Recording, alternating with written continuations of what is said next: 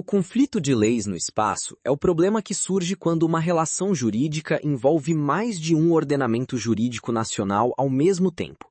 Isso acontece, por exemplo, quando um brasileiro se casa com uma italiana na França, quando um contrato é firmado no Brasil para ser executado na Argentina, ou quando alguém morre deixando bens em países diferentes. Nesses casos, qual lei deve ser aplicada? Essa é a pergunta central do direito internacional privado. O direito internacional privado, conhecido pela sigla DIPR, é o ramo do direito que define qual ordenamento jurídico nacional deve reger uma relação jurídica que apresenta conexão com mais de um Estado. Apesar do nome sugerir algo supranacional, o DIPR é, em essência, direito interno de cada país. Cada Estado tem suas próprias regras para decidir qual lei aplicar quando há esse elemento de estraneidade, que é o elemento estrangeiro presente na relação jurídica. O elemento de estraneidade é o ponto de partida para toda a análise de direito internacional privado. Ele é qualquer fator que conecta a relação jurídica a um ordenamento estrangeiro. Pode ser a nacionalidade de uma das partes, o local onde o contrato foi celebrado, o local onde o bem está situado, o domicílio do devedor, entre outros. Sem esse elemento, a situação é puramente interna e não há conflito espacial de leis a resolver. No Brasil, as regras de direito internacional privado estão concentradas principalmente na Lei de Introdução às Normas do Direito Brasileiro, a LINDB, que é o Decreto-Lei 4.657 de 1942.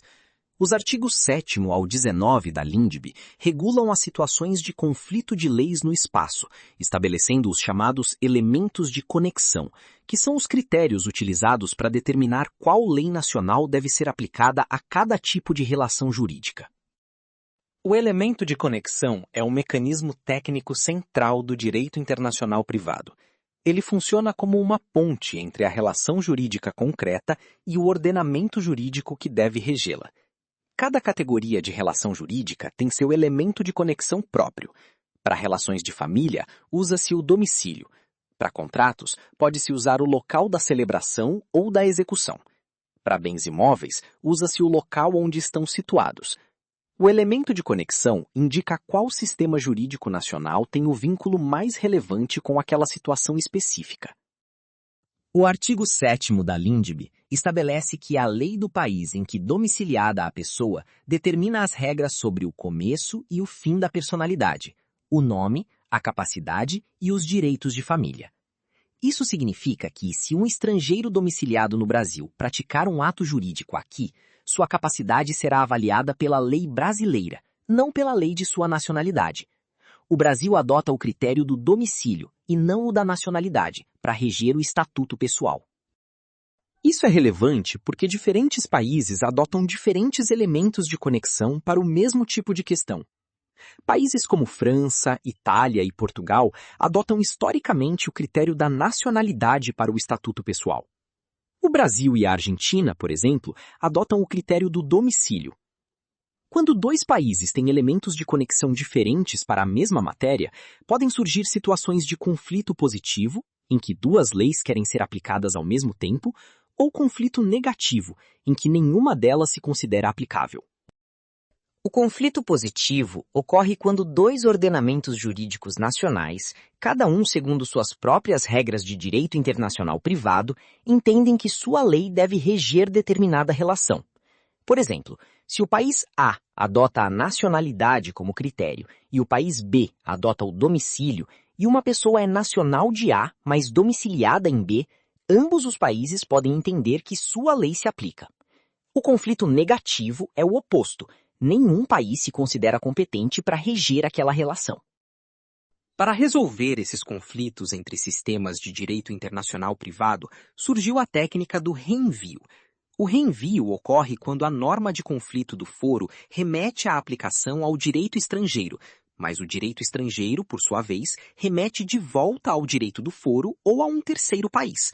Há o reenvio de primeiro grau, que é a devolução ao direito do foro, e o reenvio de segundo grau, que é o encaminhamento a um terceiro ordenamento. O Brasil, pela LINDB, não admite o reenvio de forma geral. A questão da capacidade jurídica é um exemplo prático importante. Imagine que um cidadão norte-americano, domiciliado no Brasil, queira celebrar um contrato aqui. Pelo artigo 7º da LINDB, sua capacidade é regida pela lei brasileira, pois é aqui que ele tem domicílio. Se ele tivesse 17 anos, seria considerado relativamente incapaz no Brasil. O fato de que nos Estados Unidos, em alguns estados, a maioridade civil também é 18 anos, não altera esse raciocínio. A lei aplicável já foi definida pelo elemento de conexão domiciliar. Para o casamento, o artigo 7º da LINDB, em seus parágrafos, traz regras específicas. O parágrafo 1º dispõe que, realizando-se o casamento no Brasil, será aplicada a lei brasileira quanto aos impedimentos dirimentes e às formalidades da celebração. Já os efeitos do casamento são regidos pela lei do domicílio do casal. Se os cônjuges tiverem domicílios diferentes, aplica-se a lei do primeiro domicílio conjugal. Esse é um ponto que costuma aparecer em provas. Em relação aos bens, o artigo 8º da LINDB é direto. Para qualificar os bens e regular as relações a eles concernentes, aplicar-se-á a lei do país em que estiverem situados. Esse critério é chamado de lex rei citae, ou lei do lugar da coisa. Portanto, se um imóvel está localizado no Brasil, a lei brasileira rege sua propriedade, seus ônus, suas formas de transferência e todos os aspectos jurídicos a ele relacionados, independentemente da nacionalidade ou domicílio do proprietário. Se estiver gostando, não esqueça de deixar o like. O parágrafo 1º do artigo 8º da LINDB traz uma exceção importante. Os bens móveis que o proprietário trouxer consigo ou se destinarem a transporte para outros lugares são regidos pela lei do domicílio do proprietário. Isso é razoável, pois bens móveis não têm uma localização fixa e permanente. Um viajante que transita com seus pertences entre países não teria suas relações jurídicas sobre esses bens alteradas a cada fronteira cruzada. Para as obrigações e contratos, o artigo 9º da LINDB determina que, para qualificar e reger as obrigações, aplicar-se-á a lei do país em que se constituírem. Isso significa que um contrato celebrado no Brasil é regido pela lei brasileira, quanto à sua formação, validade e efeitos. O local de celebração do contrato, portanto, é o elemento de conexão principal para as obrigações contratuais no direito brasileiro, o que se chama de lex loci contractus. O parágrafo 2º do artigo 9º traz uma regra para a execução do contrato. A obrigação resultante do contrato reputa-se constituída no lugar em que residir o proponente. Isso é relevante nos contratos celebrados entre ausentes, como os contratos por correspondência ou por meio eletrônico. O local de residência de quem fez a proposta é considerado o local de constituição da obrigação para fins de determinação da lei aplicável. Um ponto de grande relevância prática no direito internacional privado brasileiro é a chamada ordem pública internacional. Mesmo que a norma de conflito da LINDB indique que uma lei estrangeira deve ser aplicada, o juiz brasileiro pode recusar essa aplicação se ela ofender a ordem pública, a soberania nacional ou os bons costumes. O artigo 17 da LINDB é explícito. As leis, atos e sentenças de outro país, bem como quaisquer declarações de vontade, não terão eficácia no Brasil quando ofenderem a soberania nacional, a ordem pública e os bons costumes. A ordem pública funciona como um limite à aplicação do direito estrangeiro. Ela protege os valores fundamentais do ordenamento jurídico nacional. Por exemplo, se uma lei estrangeira permitir o casamento entre irmãos, que é proibido no Brasil como impedimento dirimente absoluto, essa lei estrangeira não será aplicada aqui, ainda que o elemento de conexão indicasse sua aplicação. A ordem pública internacional não coincide necessariamente com a ordem pública interna. Ela é mais restrita, aplicada apenas em casos de ofensa grave a princípios fundamentais. Outro conceito relevante é o da fraude à lei no direito internacional privado. Ela ocorre quando as partes manipulam artificialmente o elemento de conexão para escapar da lei que normalmente seria aplicável e submeter a relação a uma lei mais favorável aos seus interesses. Por exemplo, se duas pessoas se transferem ficticiamente de domicílio para um país cujo direito lhes é mais conveniente, apenas para celebrar um ato jurídico sob aquela lei, pode-se configurar fraude à lei. O ordenamento jurídico pode recusar eficácia a atos assim praticados.